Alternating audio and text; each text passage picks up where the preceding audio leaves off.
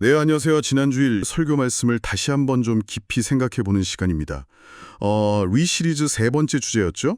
화해, reconcile. 네, 맞습니다. 오늘은 그 화해 중에서도 이게 좀 특별했어요. 바로 나 자신과의 화해.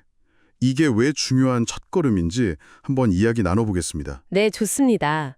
사실 우리가 화해하면 보통은 다른 사람을 용서하거나 아니면 내가 용서를 구하거나 뭐 이런 걸 먼저 떠올리잖아요. 그쵸, 대부분 그렇죠. 근데 설교에서는 그게 아니라 오히려 자기 자신을 받아들이는 것, 이걸 먼저 강조하셨어요. 이게 모든 화해의 출발점이다.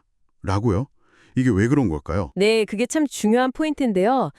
그러니까 자기 자신을 온전히 받아들이지 못하면 뭐랄까 스스로를 용납하거나 용서하지 못하는 상태에서는요. 하나님과의 관계도 사실 깊어지기 어렵고요. 또 다른 사람을 진심으로 용서하는 것도 힘들어지는 거죠. 아, 그렇군요. 결국 이 자기 수용이라는 게 관계가 성숙해지는 데 있어서 정말 핵심적인 열쇠다. 뭐 이렇게 볼 수 있겠습니다. 듣고 보니 정말 그러네요. 설교에서 그 예시로 창세기 32장 야곱 이야기를 아주 생생하게 풀어주셨잖아요. 네, 야곱의 야복강가 이야기. 형이랑 아버지를 속이고 도망쳤던 야곱이 무려 20년 만에 돌아와서 형 에서를 만나기 직전이었죠. 그 야복강가에서 와, 얼마나 두려웠을까요? 밤새 씨름하는 장면. 맞아요. 근데 그 씨름이요. 그냥 뭐 육체적으로 힘겨루기만 한 게 아니었다는 거죠. 그건 야곱이 자기 내면 깊숙이 있는 그 불안함, 두려움, 또 과거에 자기가 저질렀던 잘못들, 이런 것들과 정면으로 마주하는 과정이었어요. 아주 처절하게요. 아, 내면과의 싸움이었군요. 네. 특히 그 씨름 상대가 하나님 혹은 뭐 하나님의 사자였다는 게 중요해요. 왜냐하면 그 가장 고통스러운 자기 직면이 하나님의 임재 안에서, 그러니까 안전하게 이루어졌다는 뜻이거든요. 하나님께서 밤새도록 야곱의 그 상처받은 내면을 계속 만져주시고 치유하신 거죠. 씨름 중에 하나님께서 딱 물으시잖아요. 네 이름이 무엇이냐? 이 질문이 참 그냥 이름만 묻는 게 아니라는 느낌이 확 왔어요. 너는 도대체 어떤 존재냐? 어떻게 살아왔냐?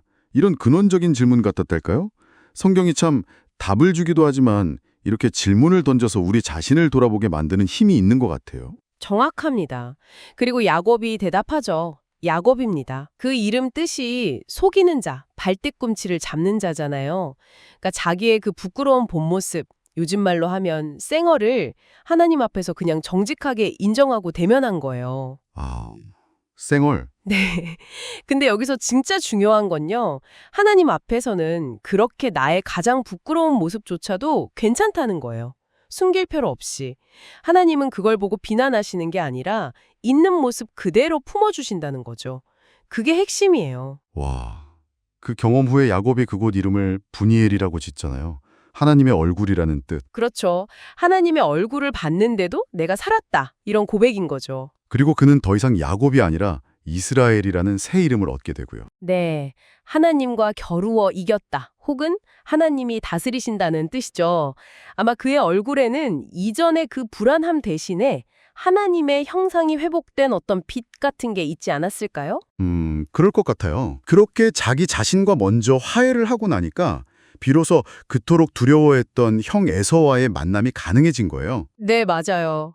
심지어 형의 얼굴을 보면서 하나님의 얼굴을 본 것 같습니다. 이렇게 고백하잖아요. 아, 그 장면 정말 감동이었어요. 이게 그냥 하는 말이 아니라 자기 안에서 이미 하나님의 얼굴, 그 분이엘을 경험했기 때문에 형의 얼굴에서도 그 빛을 발견할 수 있었던 거죠.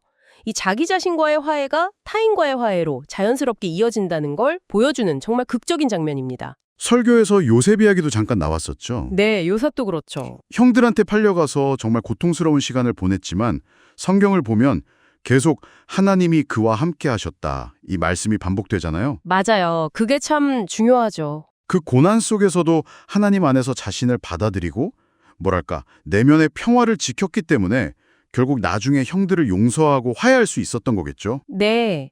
야곱도 그렇고 요셉도 그렇고 이 이야기들은 우리 삶에 닥치는 어떤 고통이나 심지어 악처럼 보이는 것들조차도요. 하나님은 결국 선으로 바꾸실 수 있는 분이라는 걸 보여줘요. 아, 악을 선으로. 네. 야곱의 그 속이는 삶, 요셉의 그 억울한 고난, 더 나아가서는 예수님의 십자가 고통까지도 하나님은 다 합력해서 선을 이루는 재료로 사용하셨다는 거죠. 그러니까 우리 삶에 어려운 일이 닥쳤을 때 그걸 너무 쉽게 이건 나쁜 거야, 실패야, 끝이야 이렇게 단정 지을 필요가 없다는 거예요. 하나님은 언제나 변화를 만드시는 분이니까요. 네, 정말 지난주일 설교를 통해 우리가 다시 한번 붙잡아야 할 핵심이 바로 그거인 것 같습니다. 진정한 화해는 다른 누구보다 먼저 하나님 앞에서 나의 연약함, 부끄러움까지도 솔직하게 다 드러내고 인정하고 받아들이는 것, 바로 이 자기 자신과의 화해에서 시작된다는 거예요. 맞습니다. 이 내면의 분이엘 경험, 이게 있어야 비로소 우리가 다른 사람들과도 또 세상과도 참된 평화를 만들어갈 수 있다. 이런 말씀이었죠. 네, 바로 그거죠. 우리 모두에게 그 분이엘의 경험이 정말 필요해요. 하나님의 그 안전한 시선 안에서 나의 진짜 쌩얼을 두려움 없이 마주하고 또 그럼에도 불구하고 사랑받고 용납받는다는 그 깊은 경험 말입니다. 네. 그럼 오늘 이 이야기들을 마음에 다시 한번 새기면서 스스로에게 한번 질문을 던져보시면 어떨까 싶습니다. 첫째, 만약 지금 하나님께서 당신에게 네 이름이 무엇이냐 이렇게 물으신다면 당신의 가장 정직한 대답은 무엇일까요? 둘째, 혹시 당신 안에는 아직 온전히 화해하지 못한 채 여전히 씨름하고 있는 옛 야곱의 모습은 없으신가요? 그 모습은 구체적으로 어떤 건가요? 그리고 마지막 셋째, 당신의 삶에서 지금 악이나 어려움처럼 느껴지는 부분들이 결국에는 하나님의 얼굴, 분이엘을 만나는 그 경험을 통해서 선으로 변화될 수 있다는 소망을 품고 계신가요? 이 질문들을 한번 묵생해 보시는 시간이 되면 좋겠습니다.